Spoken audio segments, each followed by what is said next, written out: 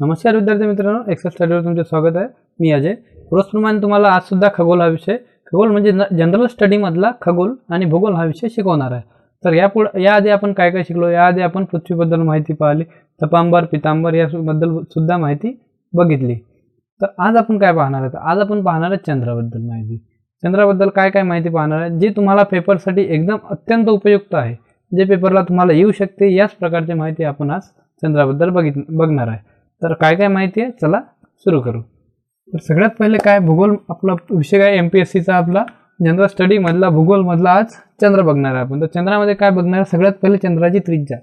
हा प्रश्न mpscला येतो, नाही प्रश्न आला तर याबद्दल सुद्धा काही ना काहीतरी येतं।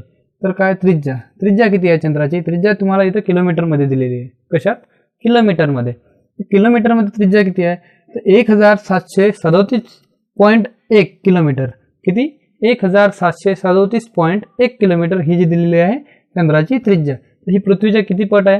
ही आहे पृथ्वीच्या 1/3.7 एवढी आहे। म्हणजे पृथ्वीच्या जर 3.7 भाग केले, त्याच्यापैकी एक भाग म्हणजे हा होईल त्रिज्या। त्यानंतर वस्तुमान, वस्तुमान काय? पृथ्वीचे वस्तुमान। तर वस्तुमान, चंद्राचे वस्तुमान हे पृथ्वीच्या 1.2% एवढे आहे। किती? फक्त आणि फक्त 1.2%। म्हणजे समजा जे पृथ्वी जो आहे, पृथ्वीचे जर 100 भाग केले, त्याच्यापैकी 1.2 भाग जर घेतले वजनाचे, तेवढं वस्तुमान येईल चंद्राचं वस्तुमान। त्यानंतर काय, पृथ्वीपासूनचे अंतर। काय? अंतर। तर पृथ्वीपासूनचे अंतर किती आहे हे सुद्धा किलोमीटर मध्ये दिलेलं आहे। तर 3,84,400 किलोमीटर हे काय, पृथ्वीपासूनचे चंद्राचे अंतर। किती? 3,84,400 किलोमीटर। लक्षात ठेवा आकडा, 3,84,400 किलोमीटर हे जे आहे चंद्राचे पृथ्वीपासूनचे अंतर। त्यानंतर व्यास। काय? व्यास। व्यास किती आहे कशाचा? चंद्राचा व्यास। आपण कशाबद्दल बघतोय? चंद्राबद्दल। तर चंद्राचा व्यास किती आहे? चंद्राचा व्यास आहे 3,478 किलोमीटर। किती? 3,478 किलोमीटर। तुम्हाला व्यास माहीतच असेल। तर व्यास जर बद्दल, ते व्यास म्हणजे ही जर पृथ्वी आहे, या पृथ्वीचा हा जो भाग आहे, हा जो चंद्र आहे, चंद्राचा हा जो पूर्ण भाग आहे, पूर्ण भाग म्हणजेच व्यास। बरोबर आहे, ठीक आहे। त्यानंतर सूर्याकडील बाजूचे तापमान, सूर्याकडील बाजूचे चंद्राचे तापमान काय आहे? आता एक गोष्ट लक्षात ठेवा, चंद्र हा काय, पृथ्वीचा उपग्रह। पृथ्वीचा उपग्रह, तो आपल्याला पृथ्वीवरून दिसतो। एक गोष्ट त्याच्यामधली महत्वाची अशी, आजपर्यंत चंद्र जोपासून बनला, जेपासून इथं पाहणारे व्यक्ती आहे, तोपासून पृथ्वीचा, चंद्राचा जो भाग दिसतोय, आजही चंद्राचा तोच भाग दिसतोय। आपण चंद्राचा दुसरा भाग आजपर्यंत इथून पृथ्वीवरून पाहू शकलो नाही। चंद्राचे दोन भाग मानले जाते, एक उजेडाचा भाग जो आपण बघतो, आणि दुसरा अंधारा भाग। तर उजेडाचा जो भाग आहे, तर त्या उजेडाच्या भागामध्ये कसं आहे, त्यामध्ये उजेडाच्या भागामध्ये जे आहे तिथं एकाच ठिकाणी उजेड असतो। त्या कारणानं तिथं तापमान दिवसेंदिवस वाढत गेलेलं आहे। तिथं नेहमी एकाच ठिकाणी उजेड पडत राहिला, प्रकाश पडत राहिला सूर्याचा, त्या कारणाने तिथं तापमान खूप वाढत गेलेलं आहे। तर ते तापमान आहे किती, जे 121 डिग्री सेल्सिअस। किती? 121 डिग्री सेल्सिअस, ठीक आहे। त्यानंतर जे सूर्याच्या विरुद्ध साईडचे तापमान, अंधाऱ्या साईडचे, तर ही जी बाजू आहे ही नेहमी सूर्याकडे असते, ठीक आहे। आणि ही जी बाजू आहे ही नेहमी सूर्याच्या विरुद्ध दिशेला असते। तर त्या विरुद्ध दिशेचे तापमान किती आहे? मायनस किती आहे? वजा आहे, वजा 156 डिग्री सेल्सिअस एवढे काय आहे याचे तापमान। कशाचे? सूर्याच्या विरुद्ध दिशेचे चंद्राचे तापमान। त्यानंतर गुरुत्वाकर्षण बल। तर चंद्राचे गुरुत्वाकर्षण बल किती आहे? तर चंद्राचे गुरुत्वाकर्षण बल तुम्ही ऐकलं असेल की पृथ्वीवर जर आपल्या कोण्या वस्तूचे वजन जर 60 किलो भरले, तर ते वस्तू चंद्रावर जर गेली तर तिचे वजन फक्त 1 किलो भरते। तर पृथ्वीवर चंद्राचे जे गुरुत्वाकर्षण बल आहे, चंद्राचे गुरुत्वाकर्षण बल पृथ्वीच्या 1/6 आहे। किती? 1/6। समजलं तुम्हाला की पृथ्वीवर जर एखाद्या वस्तूचं वजन जर 6 किलो असेल, तर त्या वस्तूचं वजन चंद्रावर भरेल 1 किलो। त्यानंतर वस्तुमान। आता वस्तुमान किती आहे कशाचं? चंद्राचं। इथे मी सांगितलंच तुम्हाला, वस्तुमान पृथ्वीच्या 1.2%, म्हणजेच वस्तुमान इथं किती? 1.2 म्हणजेच 1/81। 1/81 करांतर उत्तर 1.2%च येते, ठीक आहे, पृथ्वीच्या 1.81%। त्यानंतर परिवलन आणि परिभ्रमण काळ। आता परिभ्रमण काळ आपण पृथ्वीबद्दल शिकलेलो आहे। सूर्याभोवती फिरायला लागणारा वेळ आणि स्वतःभोवती फिरायला लागणारा वेळ, ते झालं पृथ्वीबद्दल। तर इथं जे आहे, इथं आहे चंद्राबद्दल। चंद्राबद्दल काय?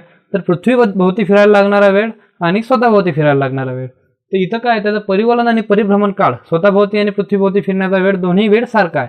किती आहे तो आहे 27 दिवस 7 तास 43 मिनिट 11.3 सेकंद. किती? 27 दिवस 7 तास 43 मिनिट 11.3 सेकंद हा जो आहे यालाच काय म्हणतात? नक्षत्र मास. काय म्हणतात? नक्षत्र मास, नक्षत्रांचा महिना. ठीक आहे. त्यानंतर काय? पौर्णिमा ते पौर्णिमा काळ.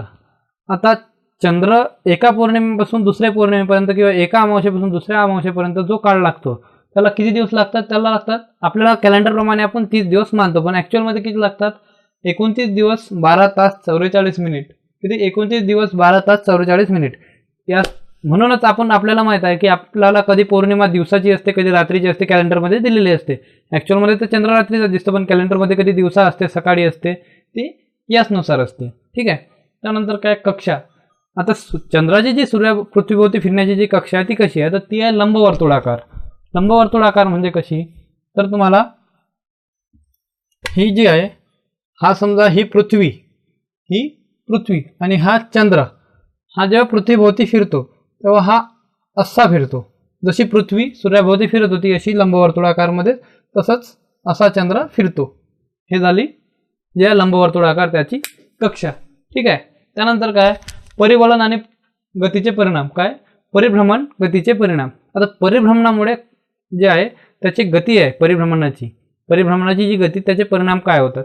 इथं मी काही परिणाम दिलेले आहे, आणखी सुद्धा याचे परिणाम आहे, ते सुद्धा पाहू आपण. पहिले हे परिणाम पाहू. काय? चंद्रकला दिसते. तर चंद्रकला तुम्हाला माहीतच आहे. काय?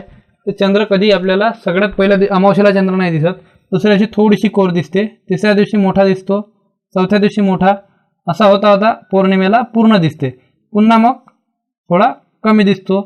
यालाच काय म्हणतात? ही आहे चंद्रकला. ही चंद्रकला कशामुळे दिसते? परिभ्रमण गतीचे परिणाम आहे. परिभ्रमण गतीमुळे चंद्रकला दिसते. सागराला भरती ओहोटी येते. काय? दुसरा काय परिणाम आहे?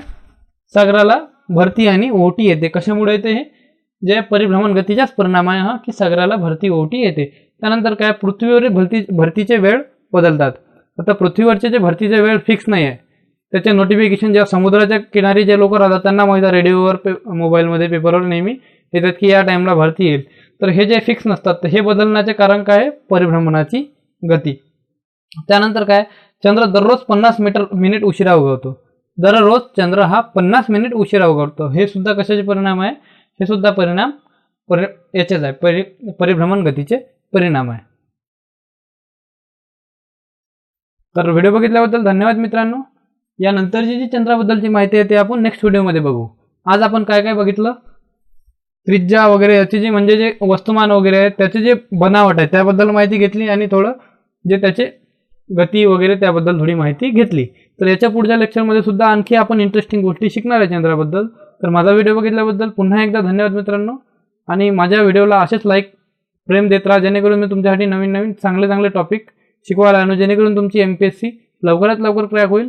आणि प्लीज व्हिडिओला शेअर करा, चॅनलला सबस्क्राईब करा आणि माझ्या व्हिडिओला तुम्हाला आवडला असेल तर लाईक करा. धन्यवाद.